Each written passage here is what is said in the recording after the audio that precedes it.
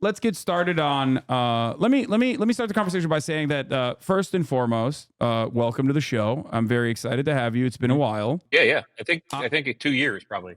yeah, last time I think you were on, I had you on with like Moon. I think I still put you next to like some Twitch streamer as well, just to Yeah. it could have been Moo, which is crazy. He's now known as Goon, but we won't get into that. So I dare I say was cautiously very optimistic about the Kamala Harris campaign's chances when the swap out happened, Mhm. and then and kept repeating the position that there's a lot of momentum here. There's a lot of motion here. They're responding to public pressure. Obviously, it was a unique opportunity, once in a blue moon, where donor pressure and public pressure from the voters aligned perfectly, and then establishment Democrats behaved like a competent Democratic Party, a competent party in general, which is not something that I'm used to from them, at least in the way that I judge Mhm. their performance. And then Kamala Harris chose Tim Walz as her running mate, and I thought, wow, they're locked into a progressive message. They have to address a lot of these things that they're going to attack her as radical. They're gonna have to. They're gonna have to sit there and tell Americans, no, it's not radical to like feed children, right? Speaking Mhm. on Tim Walz's governor track record and the legislation at the state level that he signed into law with a one-person state senate majority, right? Not dissimilar Mhm. to what Congress might even look like, depending on the outcome of this election. We'll see.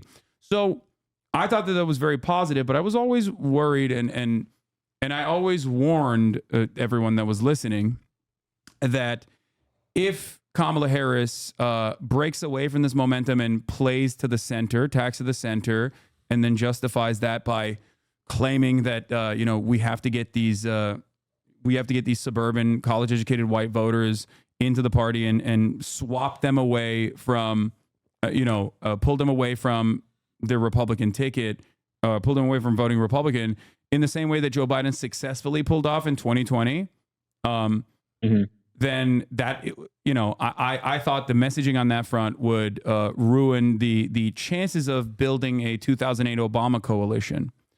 I want to ask you if I Mhm. was, because now that months have gone by and they did do exactly that, especially with the DNC statements about like having a lethal military and all this stuff. I feel like that momentum is gone, and now it seems like Trump is gaining in the polls. Mm. Um, Mhm. and that's a little bit worrisome for my liberal friend here. And I Yeah. wanted you to speak to that. Like from where you're standing, you're out there, you're out and about. Do you feel as though Kamala Harris's chances are as doomy and gloomy as the way that like media is now presenting it, myself included, or is she just doing gangbusters? Oh, it's neither of those, which is kind of a boring answer, but she's in a one way to look at this. She's in a worse position head to head with Trump than Hillary was or Biden was in the polling, and because people watch polling underrate Trump twice. I think fairly people see a poll that says, "Hey, Kamala's up 2 in Michigan," say, "Oh, she's screwed." That's fair. The she What did her campaign do? It did something kind of amazing that I've never seen before. You were talking about part of it, but she was not popular 4 months ago. 4 months ago, she was a joke. I remember after the the Biden Trump debate, asking Republicans immediately, what are they going It to was a do? Are they Republican I remember debate. asking them who's going to be the Democratic nominee, and one common answer was, well, it can't be Harris because she's so unpopular. And they made her pretty popular. If you look at the polling now, she's got or people who criticize her, but she's at 90 something percent of Democrats. Does pretty well with independents. She's getting some Republicans. Her favorables are in some swing states, like most of the Midwestern swing states. I saw one, North Carolina, they're 50-50, which is crazy. They were 30% in the same places before. But Trump has had these stubborn issue leads where people think on three things, basically. They think on immigration, on the economy, and this is the one that's probably maybe the most fun or dangerous to talk about, on Israel and then foreign policy. They trust Trump more than her, and nothing has changed that. So the Trump campaign's run a bunch of ads, and super PACs have run a bunch of ads. Elon Musk came in with some of this. You saw reporting over the once you had to reveal who was behind these PACs. $200 million in ads that helped this Trump message, and they've been consistent. They're saying we're going to change the subject.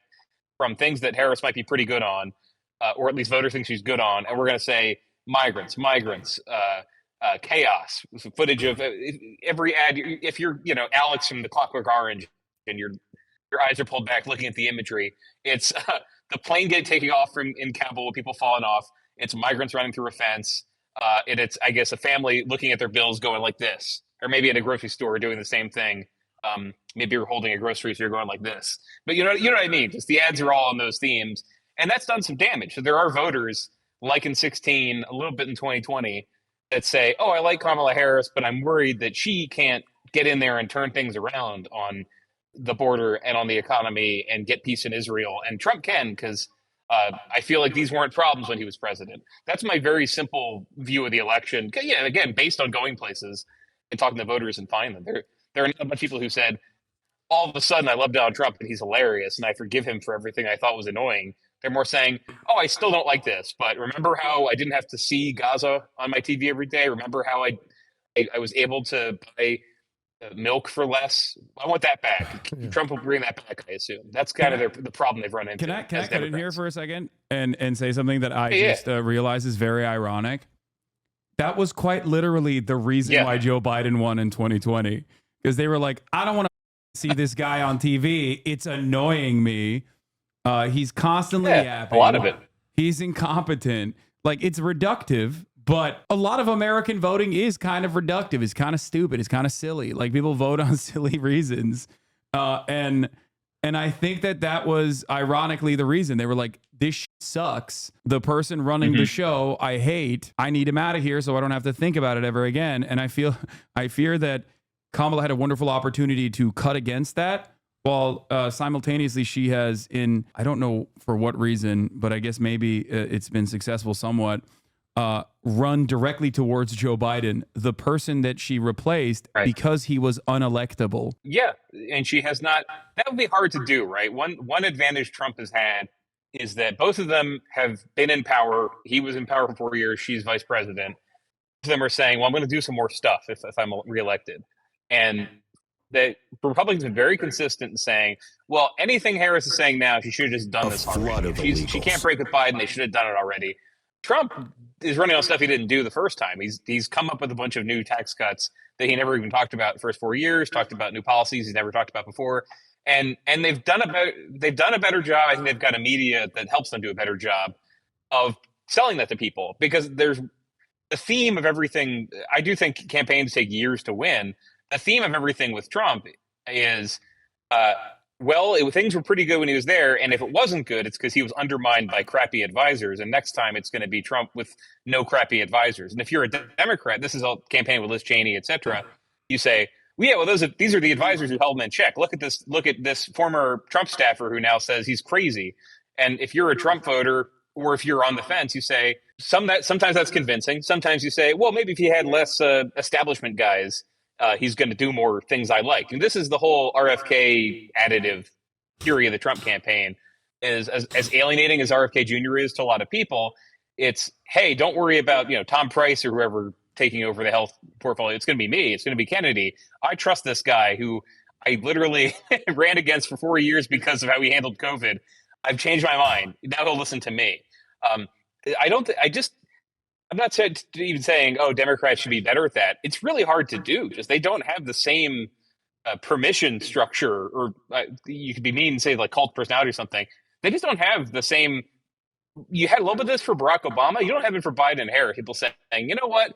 I got some stuff wrong, but next time they're going to hire everyone I want and get it right. You do have that for Trump. It's been really potent. Yeah, Trump is singularly charismatic, but also simultaneously very polarizing. Mm-hmm. The things that some people respond to as like cool and charismatic and funny, others understandably find gross and distasteful. I guess the way I see it right now is, and I want to hear your perspective on this, like, right now, to me, it seems like Trump's method is he's tapped out, right? He's just completely tapped out. He was president for 4 years. People have made up their minds on him. And, 2 assassination attempts and nothing really changed in the polls for him until people saw more of Kamala Harris on TV and started to make up their minds while Trump was doing this like onslaught of the charm offensive on all the podcasts that he could go on. And I feel like the method for him is like, will he be able to activate low and mid propensity voters and drive turnout on election day to go out and vote for him by large enough numbers in, swing states? Or if he doesn't do that, will the Kamala method of like trying to keep the Joe Biden coalition as tightly wound as possible, will that actually be successful for her? Would you say that that's an accurate understanding of the situation? Yeah, it's pretty accurate. I saw some people today going back to this Chuck Schumer infamously, because the whole story of the Hillary Clinton campaign was, gosh, you guys are really going to try this? She's really unpopular. And Chuck Schumer famously said, oh, well, for every working class voter she loses in central Pennsylvania, she'll gain 2 in the suburbs. Yeah. And that didn't happen. But then every Democrat in Pennsylvania since then did make that happen. They've done really well in the last few elections. No, that has been not the 2-to-1 thing, but no, that's been my biggest L for sure. Yeah, like they proved that like if they pushed hard enough on that front and basically like restructured themselves on the way that they communicate, like they restructured themselves as like, we are going to be the guys that give you all the good stuff that you want, but we're going to do it in a way that is not as volatile. The suburbs respond positively to that, like seemingly. Now, will Kamala Harris be able to do that is a question. Yeah. And so the thing is, she kind of has been with these voters, these college educated voters who have been moving to the left. I should say moving to the left is a fine way to put it. I should say moving away from Republicans, because they didn't all become leftists.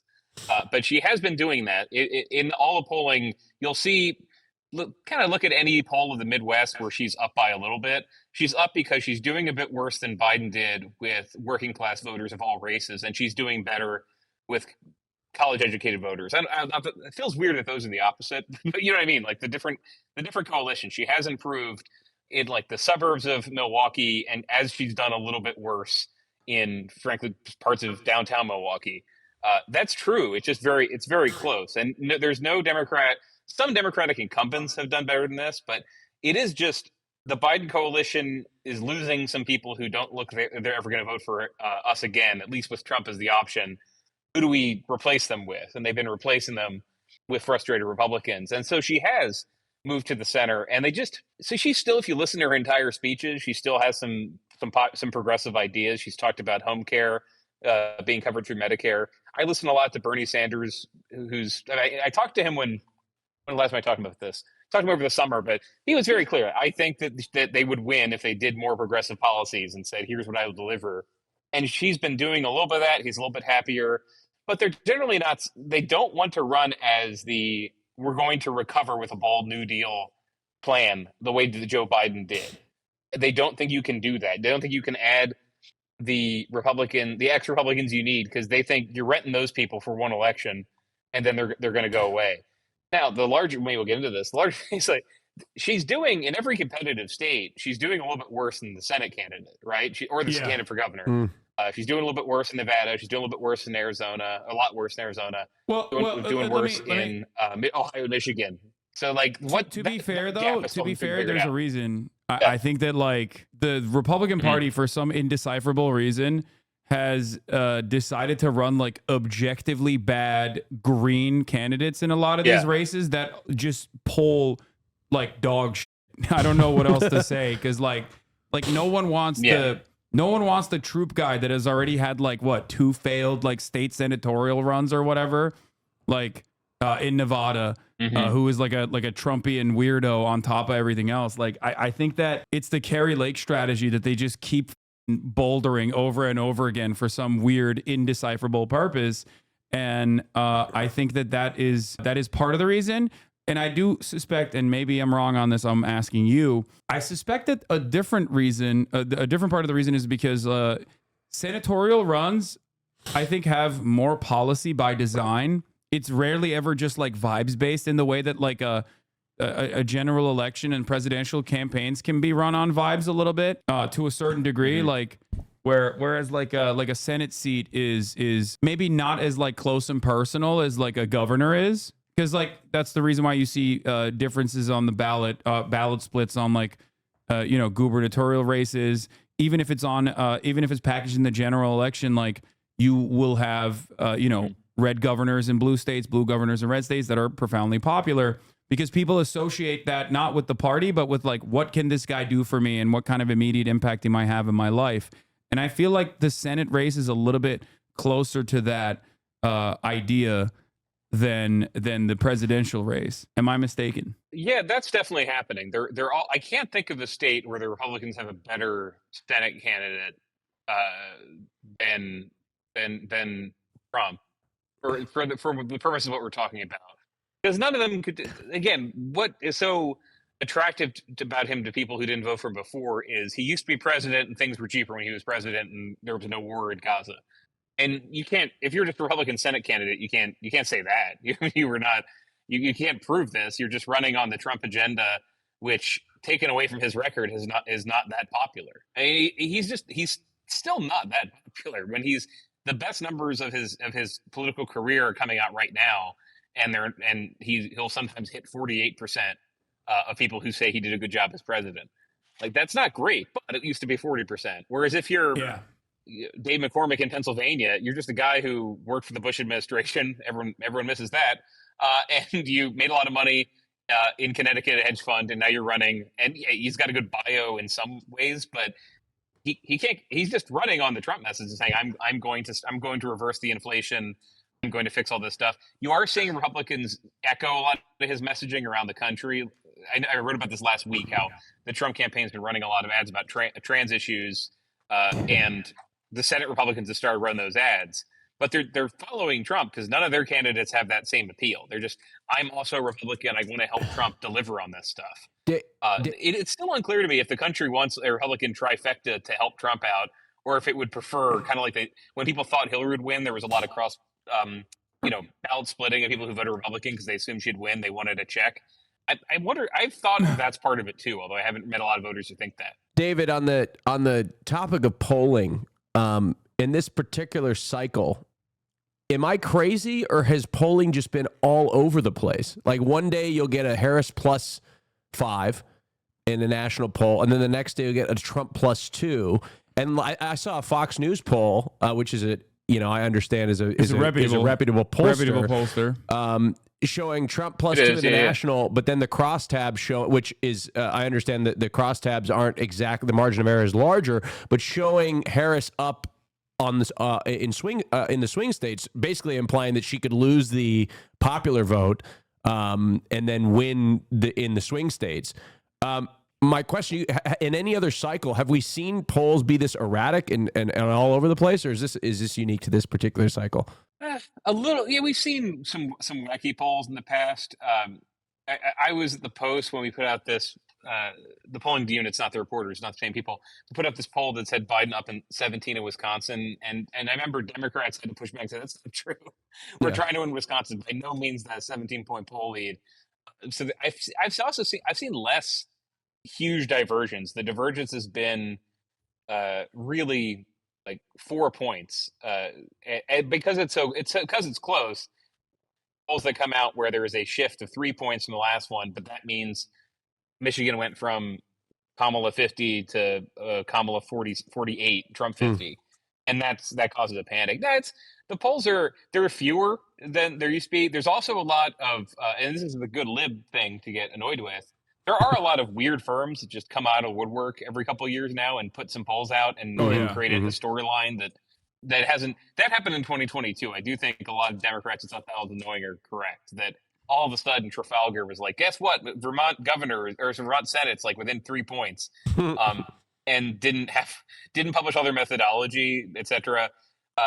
Some of that's happening, but it's really the variance is pretty small. It's just that when Kamala was doing her best, she was up by 3 or 4 points. I think her biggest national lead was not even 4 points, and now it's 2. Interesting. Yeah, I'm just going off like 538 average. Yeah. I do think it's the unthinkable might happen where Kamala Harris ends up winning the Electoral College but losing the general. I mean, that would be the funniest way for her to win. Not losing the general, sorry, losing the popular vote. That would be the funniest way for her to win. Like, I mean, it's unlikely, but You know, I am of this mindset that, you know, the craziest thing that you expect will most likely happen at this point. So, David, have you taken any look to, and I'm sure it's a fool's game at this stage, but the early voting statistics of any of the swing states, and have you been able to extrapolate anything from that data? I know this is kind of a dangerous game to play, but I'm just curious if you have any thoughts. Yeah, that stuff is voodoo. It's tricky because, for example, Georgia had the biggest single day early vote ever, and that's how it got reported. I saw some the cycle I saw, and I'm describing tweets, which is always exciting, but it was, well, look at this huge turnout. Oh no, the turnout is much less African American than it was 2 years ago. Oh, third thing we noticed 2 years ago, Atlanta voted before anyone else, like a day before, and that's why it's worse. So that's a good example of how tough it is. So I've talked to Democratic, Republican campaigns that are doing the ballot chase, which is somebody gets and I have one of these mail ballots in D.C. You get a mail ballot home, and do you remember to turn in or not? The one job in the campaigns is going to people's houses and saying, "Hey, buddy, have you turned this ballot in? If you haven't, I want you to turn it in. I'll help you fill it out." And those have been pretty good for Democrats in Pennsylvania. They've been less good for Democrats in Arizona. I was just with Turning Point Action, Charlie Kirk and Turning Point USA, et cetera, those guys, the political group.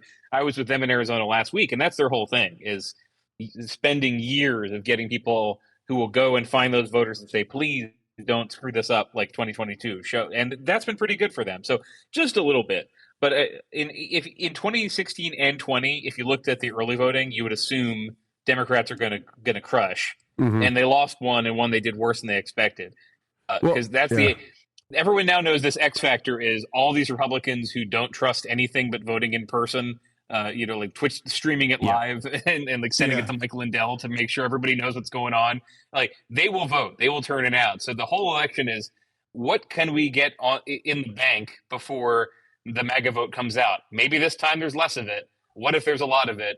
If we're only up by 600,000 mail ballots, that might not be enough. That is a big thing happening with Democrats. I've seen Republicans. It's all over the place, and I asked that question knowing that it's a fool's game to try to even figure out what's going on, because you see Republicans claiming that, the early vote is a good sign for Republicans because the GOP has been pushing contradicting their own message to try to get their voters out early. And then, they're also operating under the assumption that a bunch of Republicans are going to show up on election day. So it is just all over the place. But I mean, I'm anxious about it. So I'm desperately digging in as deep as I can into every number to try to figure out some sort of cope, to get me through, the next couple of weeks. Oh, no, that's real tough. I mean, it's just, nobody knows how many MAGA voters are going to show up on election day. So it's, if the turnout was really bad and Democrats started to panic, we're not getting our people out, that'd be one thing. But they've got they're feeling like they're doing what they built the campaign to do with the early vote. They don't feel bad about it. Arizona's is the one where Republicans are doing a little bit better but remember, this is 2 years of Republicans in Arizona telling themselves, we could have won the election for Kerry Lake, but we all showed up on election day and the machines are broken. Yeah. So they've been inculcated, and please vote before it's the last day. Who knows what's going to happen? I've got theories. You never know. I mean, I've got theories that I hope come true. Like, I hope that these low propensity voters for Trump, you see a lot of it's just a bunch of noise, but it's just really a bunch of frat dudes who like to wear red hats and then get wasted the night before election day and can't show up to vote. That's my hope. Is what actually happens. But God knows, it's really, I've learned since the last election, a lot of it's just turnout. You got to turn out your base. And if they show up, then you'll win. And if they don't, they won't. Okay. So one thing I want to talk about here is the way that Kamala Harris is perceived. I'm going back to the same thing that I was talking about earlier. The differences between like an 08 style hope and change, like overtly progressive campaign message that activates like a younger base of support, and versus the Hillary Clinton, post Hillary Clinton, like we're going to activate the suburbs method that Kamala Harris is utilizing.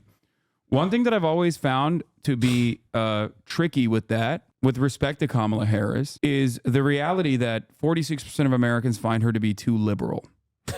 Now, I think I'm no big city lawyer, but I've been around the block at least a decade now, covered a couple of these campaigns. I think that just means she's black. She's a black woman. And I think that a lot of voters perceive her as that regardless of what she says and regardless of what she communicates, right? Because she has not communicated a radical message at all. If anything, I consider her message to be far too radical in the right-wing direction. And I fear that I don't want Donald Trump to win, but I feel as though trying to get the college suburban, college educated suburban white voters to overcome certain aspects of maybe like underlying white supremacist resentment is a tricky bargain for someone with the optics of Kamala Harris being a black woman. That's why I think it's a bit of a gamble. The Kamala story has done these twists and turns because if you could teleport and bring in the 2012 Kamala Harris, this was the one who was famous for being the DA, the San Francisco DA who was less liberal than the predecessor and was going after truants. I saw this after the Fox News interview. The Republican GOP, it was the RNC account that did this. She said to Brett Baier, "Oh, I would never call Americans stupid," and they said, "Aha, what about this?" And it was a clip of her telling an audience about how to go after like truants and saying, "What else do we know about these people? They are stupid." And that was the kind of Kamala that people did not see as super far left. So then she runs for president. I'd say she gets to Washington and she's part of the Trump resistance.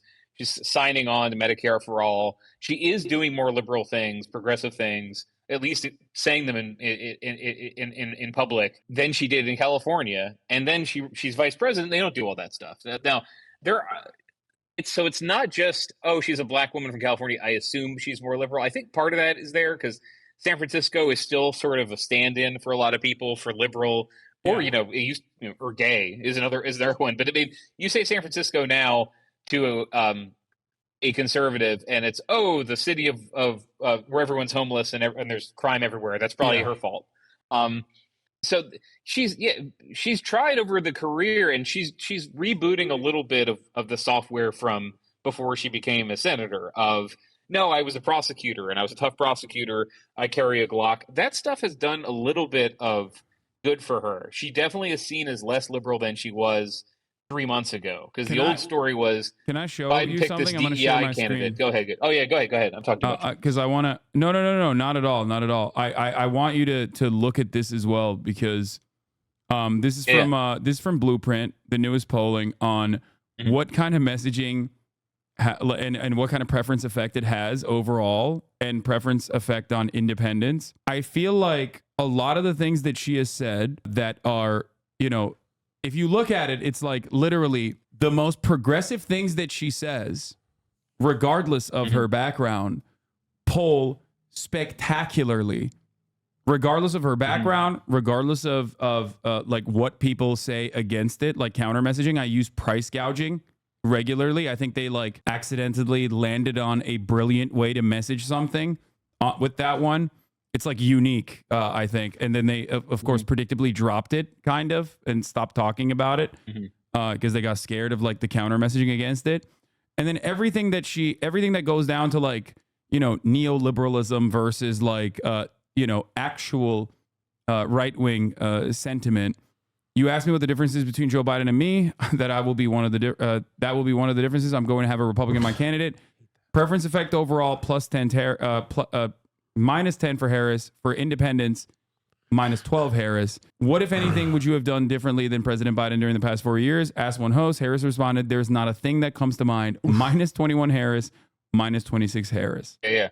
I sort of was a holdout on that because I thought, yeah, she's his vice president. That's a great trick question to ask because the follow up is always, well, why didn't you do it? If Biden wanted to do this differently, why didn't you go there and do it? Biden ran for president, and he'd been Obama's VP, and this was a question he got sometimes. So, okay, you were telling him that he was handling Afghanistan wrong. Why didn't you do something?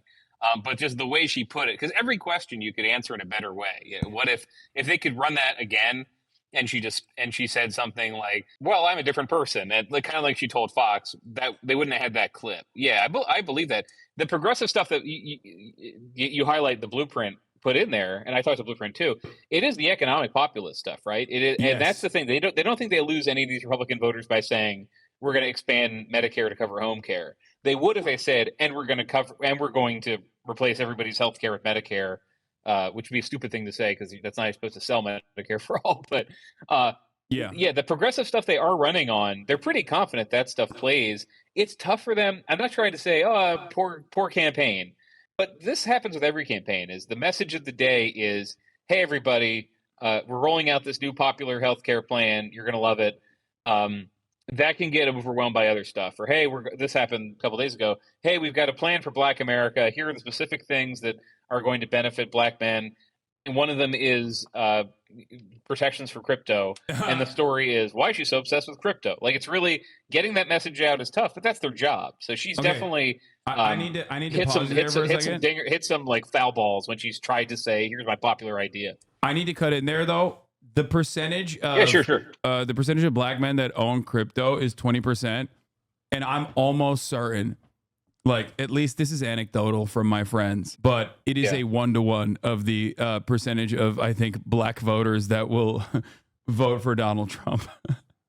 I think that's one of the that might be one of the only